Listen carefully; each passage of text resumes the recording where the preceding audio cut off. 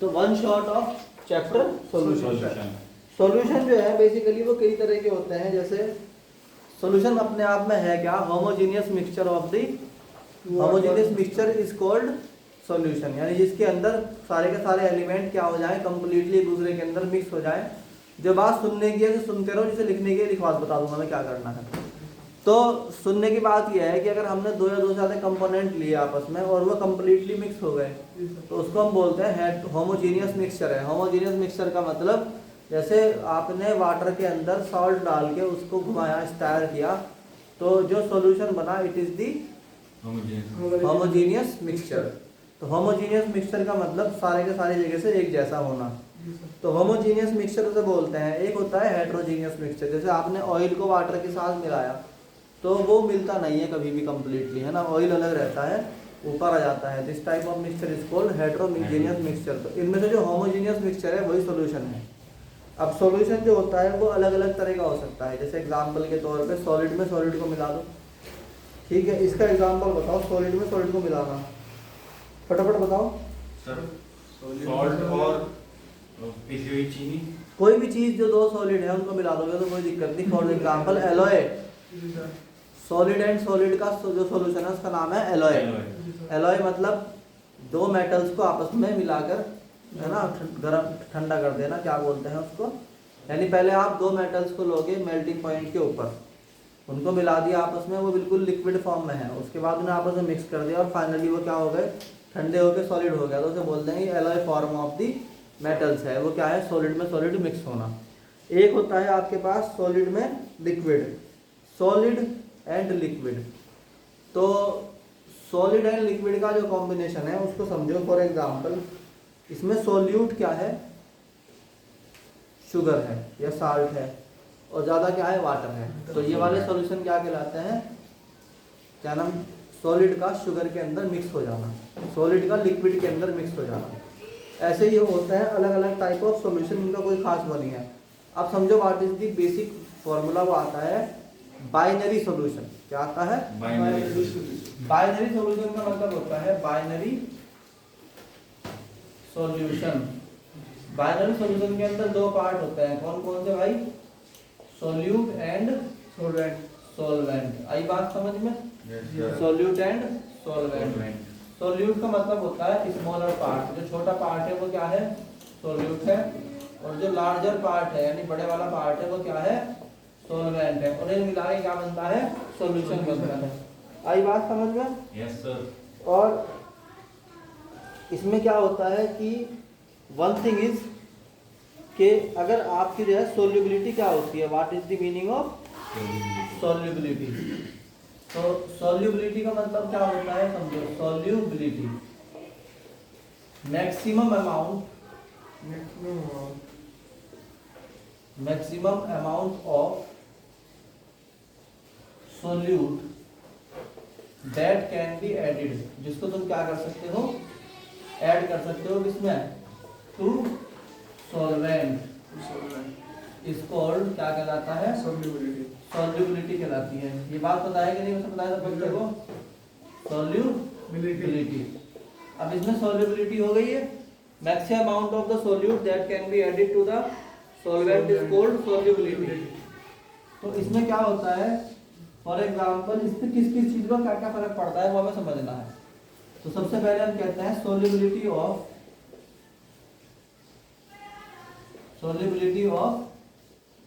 Solid in liquid, solid in liquid. Solubility का क्या फर्क पड़ेगा जब सॉलिड लिक्विड में डाला जाएगा, ठीक। नंबर एक इसके अंदर समझो, what is the effect of temperature. अरे यार समझ लो पहले, इफेक्ट ऑफ टेम्परेचर। अब देखो दो तरह की रिएक्शन होती हैं, एक रिएक्शन वो है जिसे बोलते हैं हम एक्सोथर्मिक रिएक्शन। एक्सोथर्मिक रिएक्शन है जिसमें हीट इवॉल्व होती है, यानी कि हीट छूटती है, रिलीज होती है। अगर मान लीजिए कि सॉल्यूट और सॉल्वेंट दोनों अलग अलग थे, इनको मिला दिया और क्या बन गया, सॉल्यूशन बन गया, और प्लस में क्या हुआ, डेल्टा एच हीट निकल गई, ठीक। तो हम कहते हैं कि इन दोनों की मिला के अगर हीट जो थी वो H1 थी और इसकी मिला के हीट कितनी है, H2। तो डेल्टा H का मतलब होता है H2 माइनस H1। हीट निकली है या आई है, जमा हुई है? निकली है। तो डेल्टा H क्या होगा? नेगेटिव, लॉस हुआ तुम्हें। क्या हुआ? लॉस हुआ। इस तरह का जब सॉल्यूशन होगा इसके अंदर हीट निकलती होगी बाहर, ठीक है नहीं, तो इस तरह की जो होती है उनका टेम्परेचर बढ़ाने से सॉल्युबिलिटी घटती है, तो हम कहते हैं सॉल्युबिलिटी डिक्रीज। अगर रिएक्शन इस तरह की है तो क्या बोल देंगे? सॉल्युबिलिटी क्या हो गई? डिक्रीजेस। ठीक। नेक्स्ट वन इज, अगर इसमें एंडोथर्मिक रिएक्शन है, क्या है भाई? एंडोथर्मिक रिएक्शन है। इसका मतलब सॉल्यूट को जब सॉल्वेंट से मिलाया तो क्या हुआ? सॉल्यूशन बन गया प्लस डेल्टा H हीट निकल गई। तो इसका हीट कितना माना? H1, इसका कितना माना? Enthalpy H2। तो डेल्टा H मतलब क्या हुआ? H2 माइनस H1, जो कि क्या हो गया? पॉजिटिव। इस तरह की जो रिएक्शन होती है वो हीट को एब्जॉर्ब करती है। क्या करती है? हीट को एब्जॉर्ब करती है। तो हम कहते हैं दीज रिएक्शन क्या करती है? दीज रिएक्शन एब्जॉर्ब, ठीक है नहीं है, किसको? Absorb the heat. So the solubility क्या होगी इनके अंदर? इंक्रीज होगी एज टेम्परेचर इंक्रीजेस। तो ये आ गया समझ में? ये solubility of solid into gas, ठीक है नहीं है। सेम कॉन्सेप्ट है किसके लिए? For liquid and liquid. Same concept for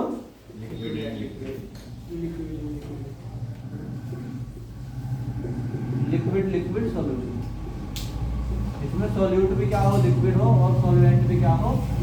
liquid हो। ऐसी के अंदर आई बात समझ में? द नेक्स्ट थिंग इज, क्या फर्क पड़ता है प्रेशर का? Effect of pressure. तो हम कहते हैं नो प्रेशर, नो इफेक्ट। क्योंकि नो इफेक्ट, कोई इफेक्ट नहीं पड़ता। जब लिक्विड के अंदर आप लिक्विड को मिलाओ या सॉलिड के अंदर, या लिक्विड के अंदर सॉलिड को मिलाओ, दोनों कंडीशन में कोई फर्क नहीं पड़ता। बोलो, नहीं पड़ता। क्यों नहीं पड़ता? क्योंकि लिक्विड जो होते हैं वो इनकम्प्रेसिबल होते हैं, और इनकम्प्रेसिबल है तो इसका मतलब दबाव पड़ने पर वो दबेगा नहीं, तो नहीं दबेगा तो उसके ऊपर क्या फर्क पड़ रहा है? जो तुमसे दबता है उसको दबाओगे ना, दबता ही नहीं उसको क्या दबाओगे? बताओ। ये आ गया समझ में? तो ये सॉल्युबिलिटी का कंसेप्ट है। अब सॉल्युबिलिटी जो है ना वो एक बात पे और डिपेंड करती है, what is the nature of, third factor is nature of components.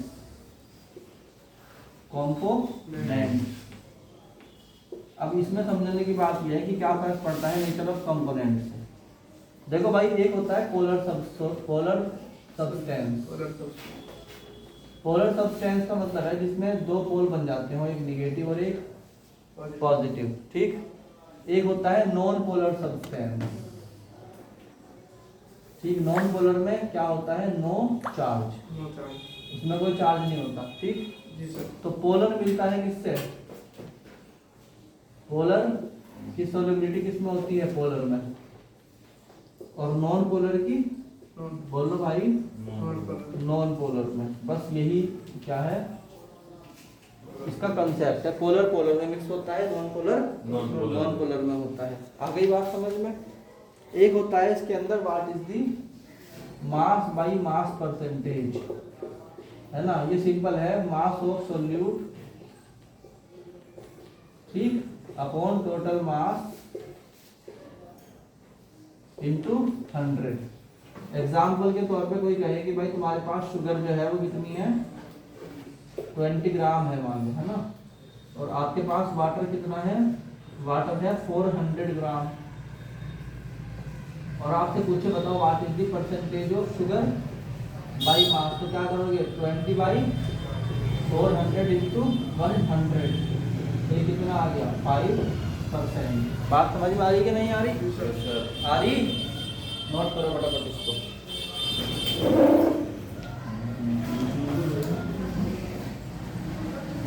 अब तो फोटो ले लो, कम से कम घर जाके उतारोगे ना, इसलिए कह रहा मैं इसको। अरे कम से कम रिवीजन तो करोगे बाद में से, कम से कम। चलो इसका photo low.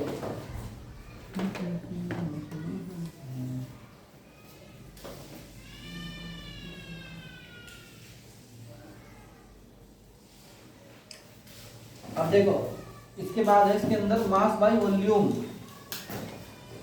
Percentage, mass by volume percentage. मतलब तुम्हें घर जाएगा तैयारी इतनी करनी कि इसको ताड़ लगा जाएगा। Mass by volume percent. इसका तरीका ये होता है mass of volume upon volume of solution, ठीक है, इनटू 100। एग्जाम्पल ले लो, मान लो शुगर ली हमने कितनी 200 ग्राम और वाटर लिया है कितना V बराबर 500 ml। अब की बार ml में लेंगे ना जी सर। तो हम कहते हैं कि भाई मास बाई वॉल्यूम परसेंटेज अगर निकालनी है then it is 200 upon 500 into 100। बोलो जी सर। तो इसमें जो है क्या होगा, ये कट जाएगा इससे कितनी बार, 2 बार। जी सर। तो ये क्या हो जाएगा 2 बार। हाँ नहीं सॉरी, इसकी 0 से 0 चली गई, मतलब यहाँ 5 रहेगा नीचे। तो 5 को जब इससे करोगे तो क्या जाएगा 40% मास बाई वॉल्यूम। ठीक, एक होता है क्या वॉल्यूम बाई वॉल्यूम परसेंट। ठीक, इसमें क्या होता है volume of solute upon volume of solute upon volume of solution. अरे बोलो भाई यस सर। इंटू 100। मान लो तुमने अल्कोहल लिया C2H5OH कितना 220 ml और आपने जो है वाटर लिया कितना 100 ml। कितना लिया भाई 100 नहीं लो, इसके अंदर ले लो 80 ml। ठीक, जी सर। तो परसेंटेज ऑफ आपको क्या निकालना है इथेनॉल। तो परसेंटेज अगर निकालोगे volume by volume percent, volume by volume percent, तो टोटल कितना है अल्कोहल कितना है 20, यस सर। टोटल कितना हो गया 100 जी सर। और 100 से ही मल्टीप्लाई, 100 से 100 गया कितना रह गया 20% हो गया। समझ में आया कि नहीं आया। Sir. After that is molarity. Molarity का मतलब सीधे सीधे क्या होता है, फॉर्मूला याद कर लो मोलैरिटी का। What is molarity? Molarity is moles of solute upon volume of solution. Solution in litre. ठीक, बहुत ही आसान एग्जांपल है इसकी। फॉर एग्जांपल हमने कहा भाई हमने लिया है क्या चीज ले लो, इसके अंदर हमने कहा भाई 100 ग्राम ऑफ NaCl डिजॉल्व करा हमने किसमें इन 500 ml ऑफ वाटर। ठीक, तो बताओ व्हाट इज दी मोलैरिटी, क्या बताना है। तो मोलैरिटी का फार्मूला होता है moles of solute upon volume of solution. तो मोल्स ऑफ, अरे यार मोल्स ऑफ सोल्यूट का फार्मूला क्या है जल्दी बताओ। किसी भी चीज का अगर आप क्या निकालना चाहते हो, अगर आप किसी चीज के मोल्स निकालना चाहते हो तो उसका मास अपॉन मोलिकुलर मास। तो इसका मास कितना है जल्दी बताओ। 100 ग्राम में दे रखा है इसको। और मोलिकुलर मास ऑफ NaCl कितना होता है 23 और इसका 35.5। तो कितना हो गया ये मिला के 23 प्लस 35.5 कितना हो गया 58.5। तो ये कर दो 58.5। क्या यूनिट क्या है इसकी, ग्राम पर मोल। तो ग्राम तो नीचे आ गया और मोल ऊपर चला गया, ग्राम से ग्राम चला गया। तो ये कितना आ गया 100 अपॉन 58.5 मोल्स। इतने तो हमारे पास मोल्स आ गए कि नहीं आ गए। Now you just do one thing कि आपको निकालनी है मोलैरिटी। तो मोलैरिटी का फार्मूला होता है capital M equal two moles कितने आए हैं तुम्हारे 100 अपॉन 58.5 है ना जी सर। और वॉल्यूम कितना आया है तुम्हारा 500।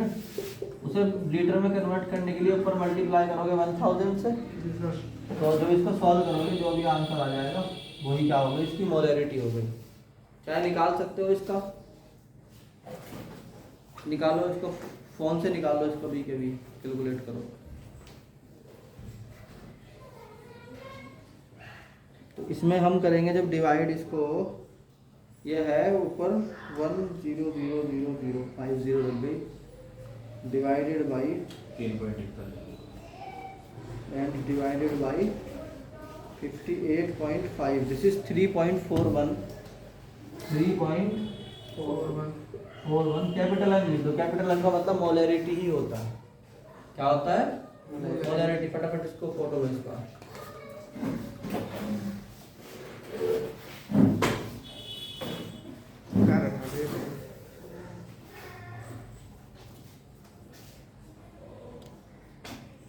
ये समझ में आ रहा? नहीं आ रहा? चैप्टर एक बारे में खत्म कर देंगे पूरा वन शॉट में। इसके बाद होता है भाई आपका मोलैलिटी। क्या होती है? Molality. What is molality? Molality का मतलब होता है moles of solute upon mass of solvent. Mass of solvent in KG. ठीक। अगेन वही क्वेश्चन, इसमें एक बात नोट कर लेना। अगर प्योर वाटर की बात हो रही है, किसकी? प्योर वाटर की, तो 1 ml बराबर जो है वो किसके बताया था मैंने? 1 ml बराबर होता है 1 ग्राम के। इस बात को ध्यान रख लेना। ठीक है। तो 1 लीटर पानी जो होता है 1 लीटर वाटर, यानी कि 1000, यार तुम बोलते नहीं प्यार करके, 1000 इक्वल होता है 1 kg के बराबर, यानी कि 1000 ग्राम। अगर तुमसे कोई कह रहा 250 ml वाटर है तो 250 इसका मतलब 250 ग्राम वाटर है।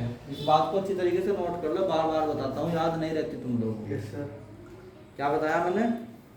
900 ml कि प्योर वाटर जितना ml होता है वाटर में उतना ही ग्राम होता है। इसके लिए कुछ अलग करने की जरूरत नहीं होती। तो अगर तुमसे कहा जा रहा है कि भाई आपके पास जो है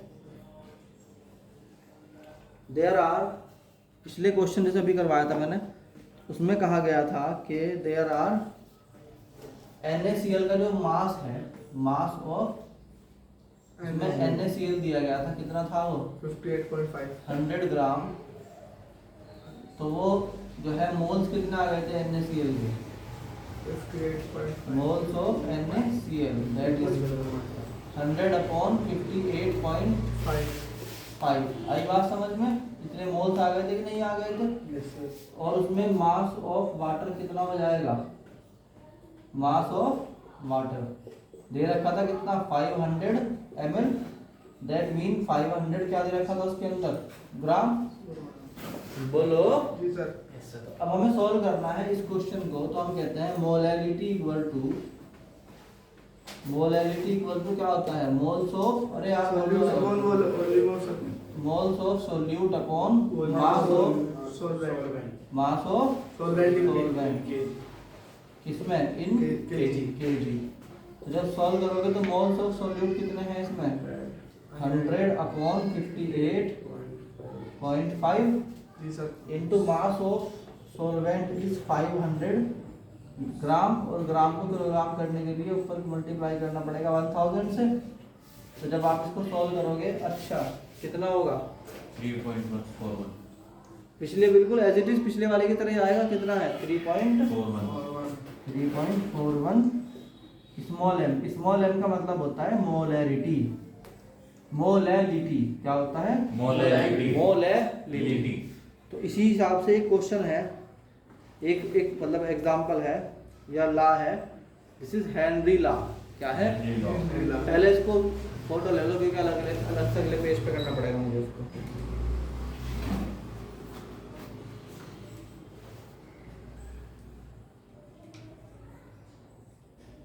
हेनरीज लॉ। हेनरी लॉ क्या कहता है? हेनरी लॉ है अबाउट द हेनरी लॉ किसके बारे में? Solubility of gas into the liquid के बारे में कौन बात करता है? Henry law. तो ये क्या किसके बारे में बात करता है? सोल्युबिलिटी ऑफ गैस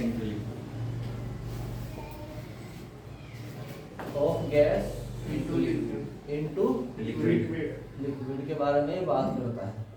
तो solubility of gas in liquid का मतलब है कि आपने कंटेनर लिया, ठीक, और पहले ला का नाम लिख दो, क्या नाम है इसका, हेनरी लॉ। Henry's law. ये लॉ क्या कहता है कि मान लो आपने कंटेनर लिया, उस कंटेनर में एक लिक्विड है अंदर ऐसे, ठीक, यस सर। ये पिस्टन टाइप है, और इसमें यहाँ कोई गैस भर दी, क्या भर दी, गैस। जहाँ से आप प्रेशर एक्सर्ट कर रहे हो, ठीक, जब आप प्रेशर एक्सर्ट करोगे तो ये जो गैस है इसके मॉलिक्यूल इस लिक्विड के अंदर मतलब भाई पहुंच जाएंगे, ठीक। अब मान लीजिए मोल्स ऑफ लिक्विड जो है वो पहले से कितने हैं, मोल्स ऑफ लिक्विड मान लीजिए है तुम्हारे कितने, Na, कितना है, Na। लिक्विड का नाम A है, यस सर। और मोल्स ऑफ गैसेस कितना आ गए, moles of gases that is Nb। तो मोल फ्रैक्शन कितना हो गया, मोल fraction of gas, Na upon N। यानी क्या बोलते हैं उसको, x Nb upon Na Na। Plus Nb। यार देखो बोर मत हो भाई, इसको अच्छे तरीके से याद करो। मोल फ्रैक्शन का मतलब होता है जिसका तुम्हें मोल फ्रैक्शन निकालना है वो अपॉन टोटल मोल, ठीक। तो इस सॉल्यूशन के अंदर ये गैस है जो कि क्या नाम है उसका, B, उसके मोल कितने हैं, Nb, Nb। और एक क्या है, लिक्विड है, A। उस लिक्विड का नाम क्या रखा है हमने, A, तो ये क्या हो गया, Na। Na, ठीक है नहीं है। तो हम बोलते हैं मोल fraction of gas that is x जो है वो कितना हो गया, Nb upon Na plus Nb। तो what Henry law says that amount of gas Amount of gas dissolved dissolved in a in a liquid liquid is directly is directly क्या होती है, प्रोपोर्शनल होती है किसके, proportional to what? To pressure applied. यार याद करो भाई इसको, प्रेशर अप्लाइड। अरे भाई जितना प्रेशर लगाओगे उतना ज्यादा गैस अंदर जाएगी इसमें, Yes sir। बोलो। तो हम कह सकते हैं और pressure of gas, Pressure of gas ठीक है नहीं है, is directly proportional. is directly proportional pressure जो गैस का होता है वो क्या होता है, डायरेक्टली क्या होता है, प्रोपोर्शनल होता है किसके, to mole fractions of gas, to mole fractions of Gas किसमें, इन। liquid।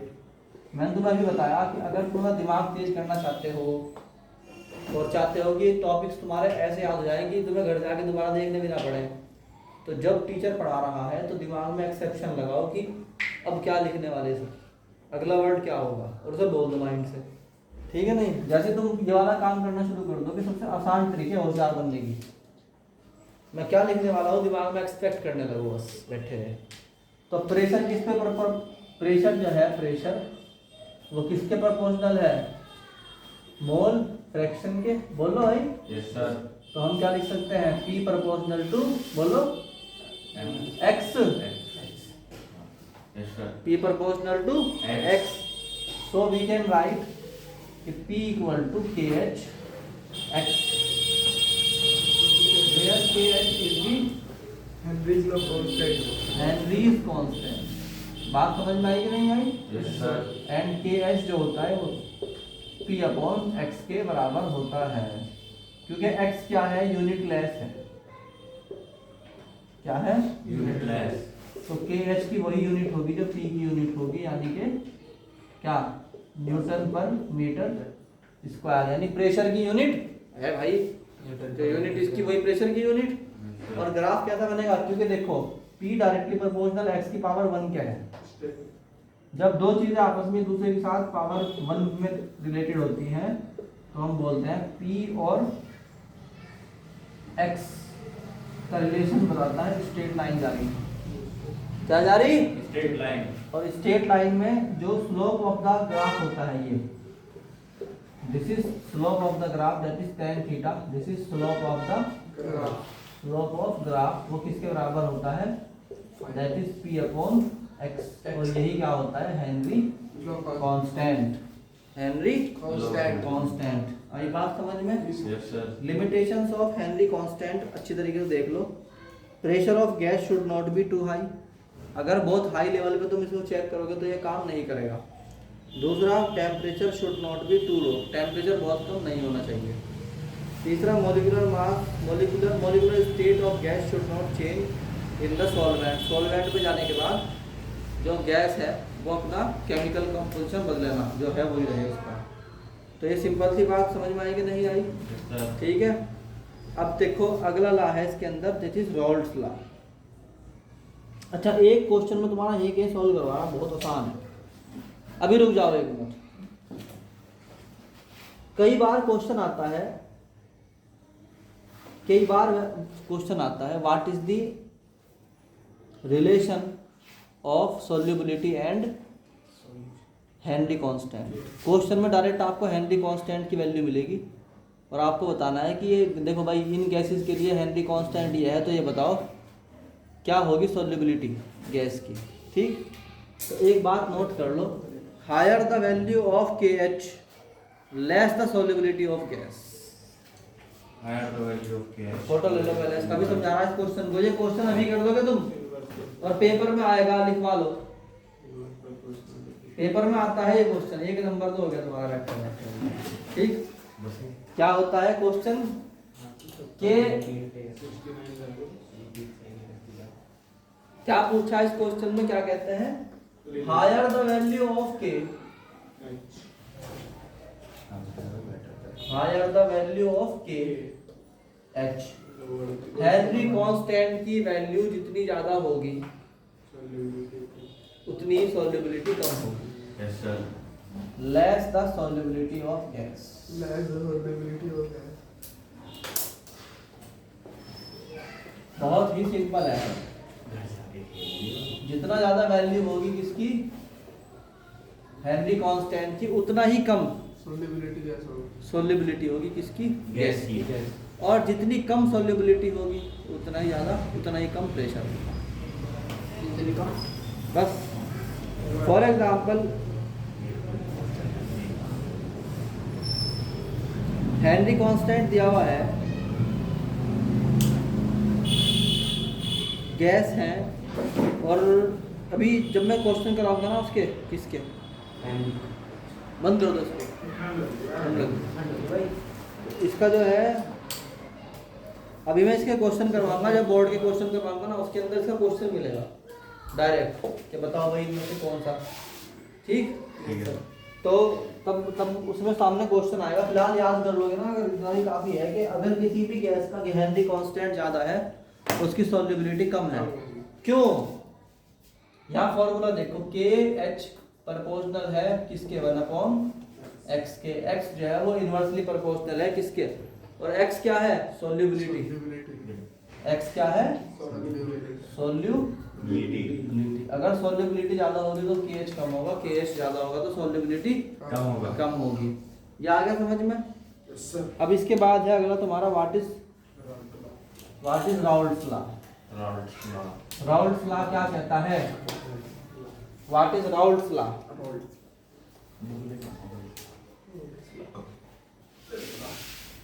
राउल्ट्स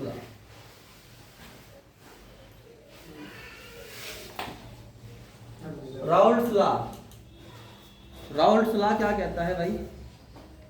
राउल्ट्स लॉ के बारे में पहले जानने से पहले कुछ सिस्टम समझो क्या है। मान लीजिए कि आपने एक गिलास लिया, कोई भी कांच का गिलास ले लो या स्टील का गिलास ले लो, और उसे ऊपर उसमें लिक्विड डाल दिया। जैसे तुम्हारे घर में कोई मेहमान आता है तो तुम उसके किनारे में क्या करते हो, एक रख देते हो गिलास भर के पानी, यदि रात में अगर आपको जरूरत होगी तो उठा लेना। ठीक है, ऐसा होता है कि नहीं होता? हुआ नहीं आज तक कभी भी?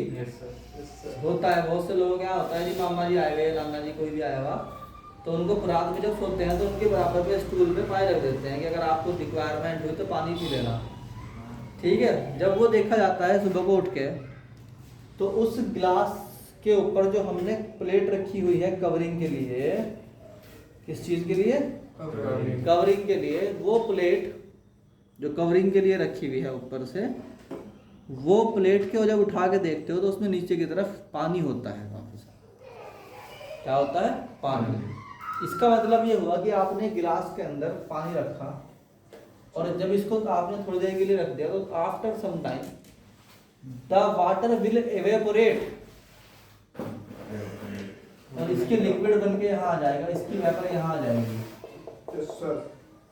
ठीक है, यही वाटर की वेपर कभी कभी चिपक जाती है इस ऊपर वाले पे।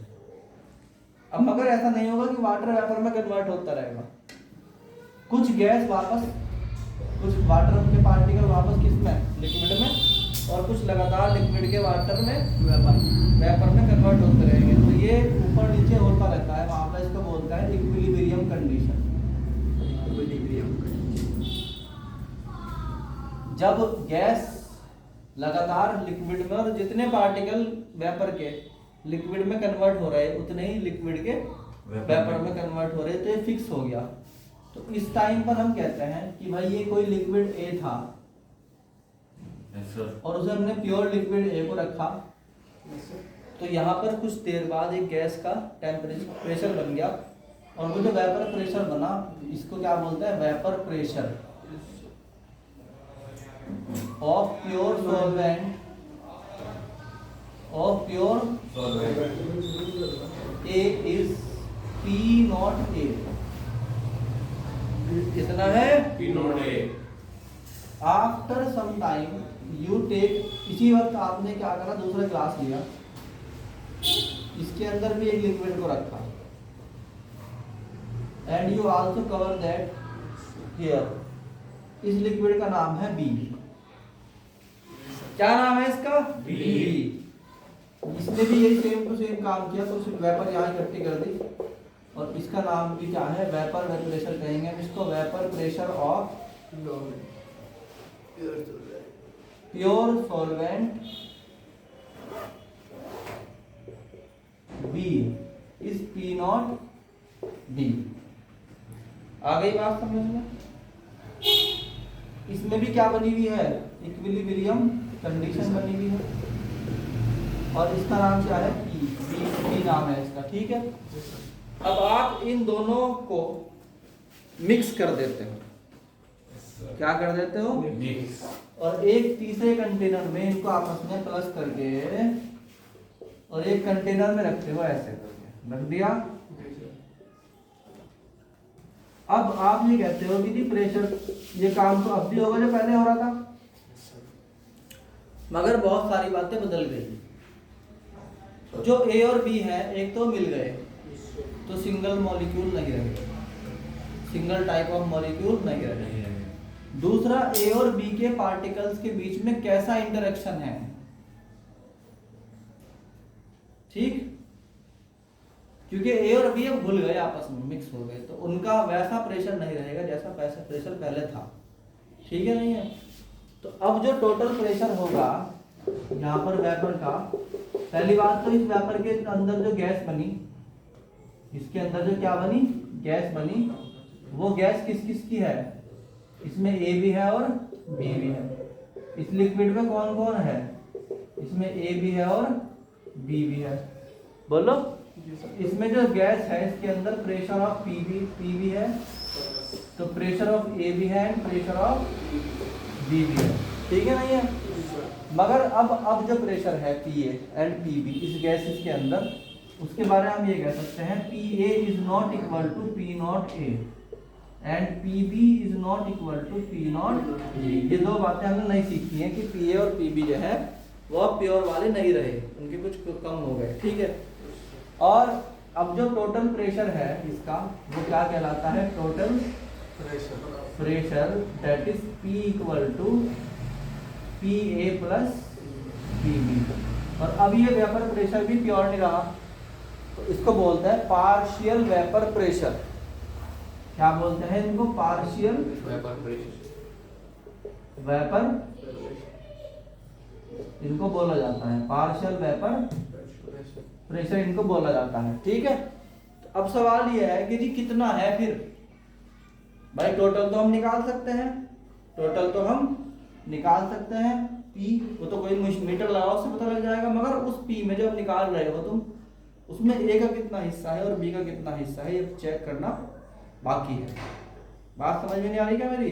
आगे यानी अभी ये पता करना बाकी है कि इसमें ए का कितना हिस्सा है और बी का। मान लो 20 न्यूटन पर मीटर स्क्वायर आ गया, बोलो, तो उसमें से 20 में कितना तो ए का है, कितना बी का है। हो सकता है 5 ए का हो और 15 बी का हो, या हो सकता है 10 ए का हो 10 बी का हो, कुछ भी हो सकता है। तो कैसे निकालोगे? एक बात याद कर लो, इसके मोल्स जो है वो कितने हैं, ए और इसके मोल्स कितने हैं, एन बी। एक तो ये वाली बात याद कर लो, यानी कि यहाँ जो सॉल्यूशन है इसके अंदर Na प्लस एन बी मोल है, हाँ या नहीं? Yes sir. है। जी सर। दूसरी बात याद कर लो कि मोल फ्रैक्शन ऑफ ए जो है उसे कहा जाएगा एक्स से, वो कितना होगा, Na अपॉन Na प्लस, भाई एक भी नहीं बोल रहा, बताओ क्या होता हूँ मैं, एक्स बी बराबर NB upon Na plus NB। बोलना चाहिए ना क्लास के अंदर, पता लगता है बच्चों समझ में आ रहा कि नहीं आ रहा। Yes sir. बोल लो। Yes sir. तो यहाँ तक समझ में आया कि नहीं आया? यस सर, आ गया। चलो इसका फोटो लो। अब आ जाएगा तो यार नींद सी आ रही है। घर में नहीं लगी। क्या आ गया समझ में? नहीं आया? आ गया। अब इसकी थ्योरी लिखेंगे।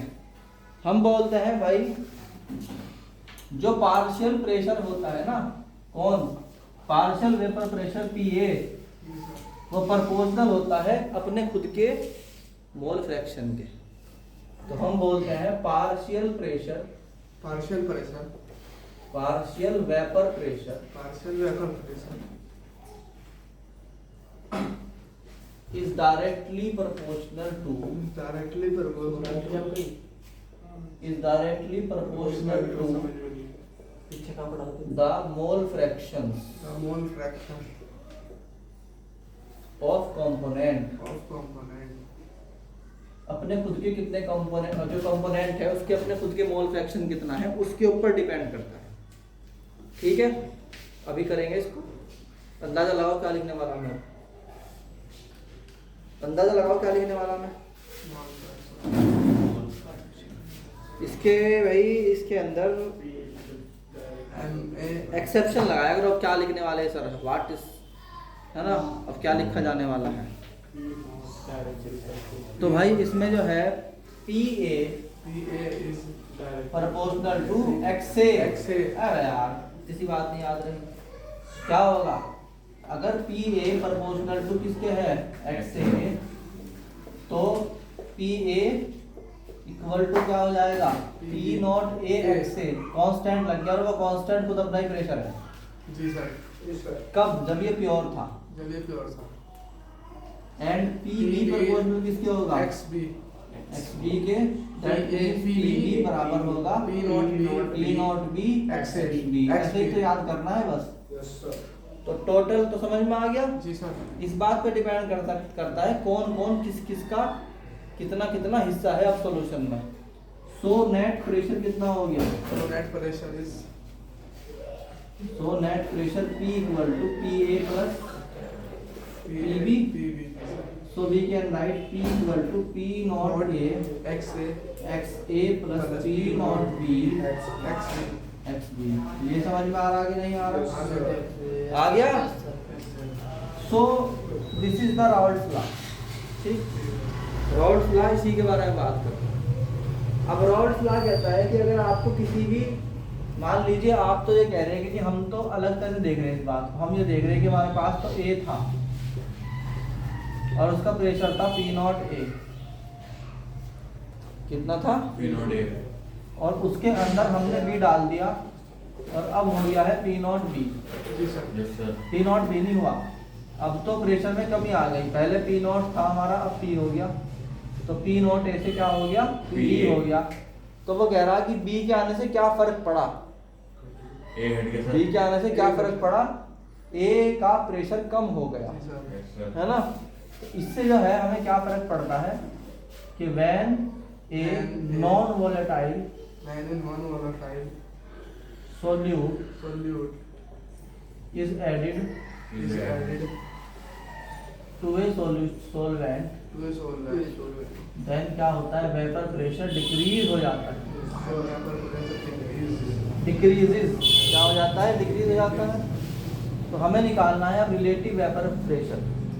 तो हम कहते हैं भाई हमारे पास जो P है वो है P not A X A plus P naught B Plus B. X B and we also know that X A plus X B जो है वो किसके बराबर होता है? 1 के 1 के बराबर होता है। So we can write X A बराबर 1. 1 minus X B, These are और we can write that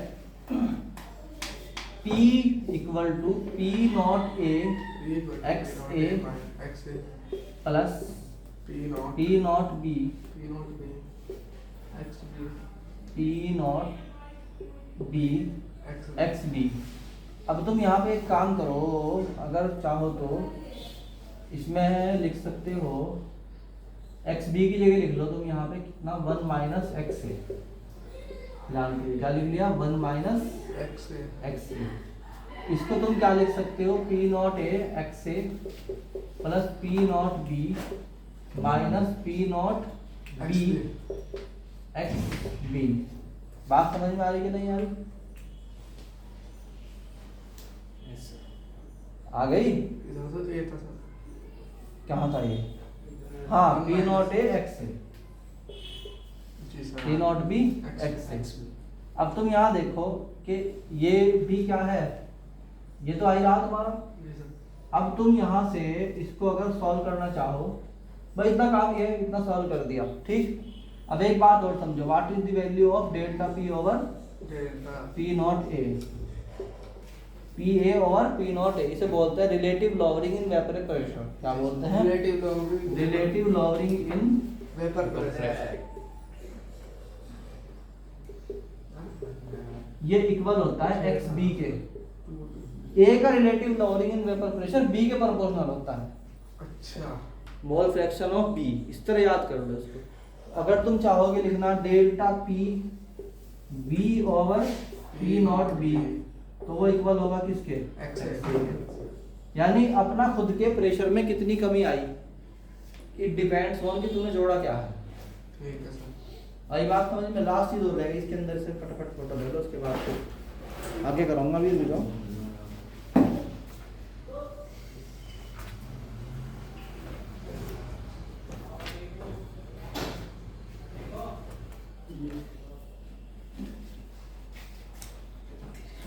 Raoult's law क्या चल रहा भाई? अब राउल्ट्स लॉ में कौन क्या होता है? मान लीजिए कि दो ऐसे, आपको जो सॉल्वेंट था और जो सॉल्यूट है ना, वो ऐड करा, तो ऐड करने से दो बातें हो सकती हैं। जी सर. या तो वेपर प्रेशर नॉर्मल के अलावा बढ़ जाए या घट जाए। बोलो भाई। तो हम कहते हैं number 1 positive deviation. Positive deviation. Raoult's law के डेविएशन है ये, ठीक है नहीं है? Yes sir. हम कहते हैं कि अगर A का B से अट्रैक्शन, देखो ये क्या था? A A और B का अट्रैक्शन है आपस में। Yes sir. A का A से अट्रैक्शन और B का, बी से अगर वो ज्यादा है A से B के मुकाबले, नहीं आई बात समझ में है? इसका एग्जांपल समझो। भाई एक महिला की एक पुरुष से शादी हुई, ठीक है नहीं है? क्या हुई? शादी शादी हो गई। अब शादी होने के बाद उनमें प्रेम ज्यादा है, ठीक है नहीं है? मान लो तो जो लड़के के दोस्त हैं वो क्या कहेंगे? तो मिलता ही नहीं आजकल। ऐसे महिला की भी जो दोस्त होंगे वो क्या कहेंगे? सहेलियां तो मिलता है, बात ही नहीं करती आजकल। तो उनमें ज्यादा प्रेम है, ज्यादा इकट्ठे रहेंगे, बोलो साथ में घूमते रहेंगे, तो दोस्तों के तो कट गया मतलब, ठीक है। इसी तरीके से उसका उल्टा भी हो सकता है, उनका आपस में मिजाज मिलता ही नहीं, तो क्या होगा? दोस्तों में तो पड़ा दोस्तों में, फोन पे बात भी दो अपनी फ्रेंड से, तो उड़ने के चांस ज्यादा कम है जब एक दूसरे के मुकाबले प्रेम कम हो। अपने से ज्यादा हो, अपने से ज्यादा है, खुद से ज्यादा है। जो अपने वाले लोग हैं ना, उनमें जाके मिल रहा जाके। तो हम कह रहे हैं कि अगर A का A से ज्यादा पक्का रिलेशन है, B का B से, जबकि होना चाहिए था किसका, ए का का 20 है। 20 है, वो है नहीं, वो कमजोर है रिलेशन। तो उस कंडीशन में क्या होगा, उड़ेंगे वो अपने घर वो अपन ज्यादा उड़ेंगे, है ना, ऐसे याद कर लो। तो ये कब होता है, इसके बारे में समझ लो कि ये होता कब है, जब ऐसे नॉन पोलर मॉलिक्यूल जो है क्या होते हैं, मिलते हैं आपस में। तो कौन दिखाएगा पॉजिटिव डेविएशन, समझो बात को। फॉर एग्जाम्पल CH3 का whole twice CO,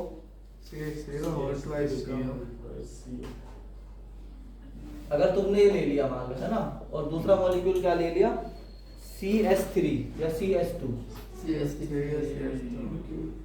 carbon disulphide, CO2 नहीं है, कार्बन डाइऑक्साइड नहीं है, COS2 है, कार्बन डाइसल्फाइड। ऐसे ही आप ले low carbon tetrachloride CCl4, and इधर ले लो आप क्या, बेंजीन C6। किसको याद है बेंजीन का फार्मूला है,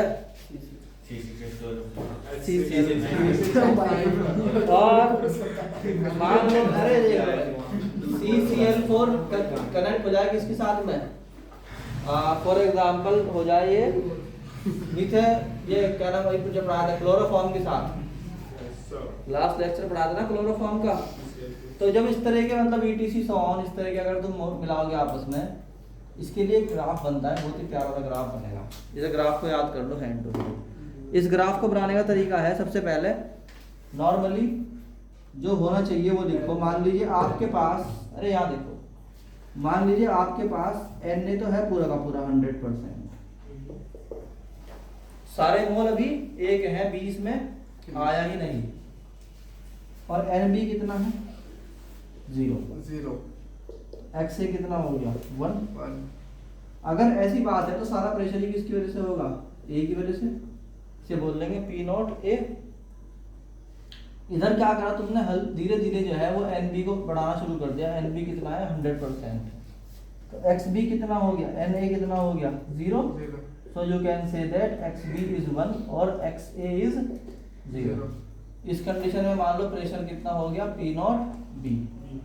तो जैसे धीरे धीरे तुम A को घटाओगे और B को बढ़ाओगे तो प्रेशर क्या होगा, धीरे धीरे A का घटता जाएगा, B का बढ़ता जाएगा, और ये आपस में मिलाओगे तो ये क्या बता रही, टोटल प्रेशर P बराबर P0A Xa plus P0B Xb।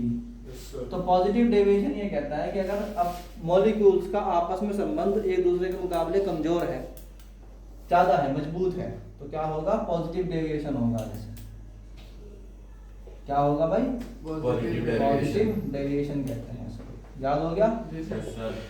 अगर इसका उल्टा है, इसका उल्टा मतलब A का A से जो बॉन्ड है और B का जो B से बॉन्ड है वो लेस देन है A के और B के आपसी बॉन्ड से, तो क्या शो करेगा ये, नेगेटिव डेविएशन। एक बार जब बुक से रिवाइज करोगे तो उसके अंदर एग्जांपल देख लेना, तो इसमें टाइम ज़्यादा खर्च होगा इसलिए करा था। तो ये आ गया, यहाँ पर Na कितना है 100% और Nb कितना है 0, तो Xa कितना है 1। यहाँ पे Nb कितना है 100%, यहाँ पे Na कितना है 0, तो यहाँ पे Xb कितना है 1। तो यहाँ पर हम क्या लिख सकते हैं, P0A, यहाँ P0B, और ये क्या हुआ, घटते घटते 0 हो गया और ये बढ़ते बढ़ते पहुँच गया, और ये आपकी फाइनल लाइन है किसकी, P बराबर P0A Xa यानी टोटल प्रेशर वाली, और P0B Xb, तो निगेटिव डेविएशन को शो करोगे ऐसे। आई बात समझ में। तो ये है राउल्ट्स लॉ। अभी आधा चैप्टर कंप्लीट हो गया हमारा, ठीक, आधा चैप्टर कल करेंगे।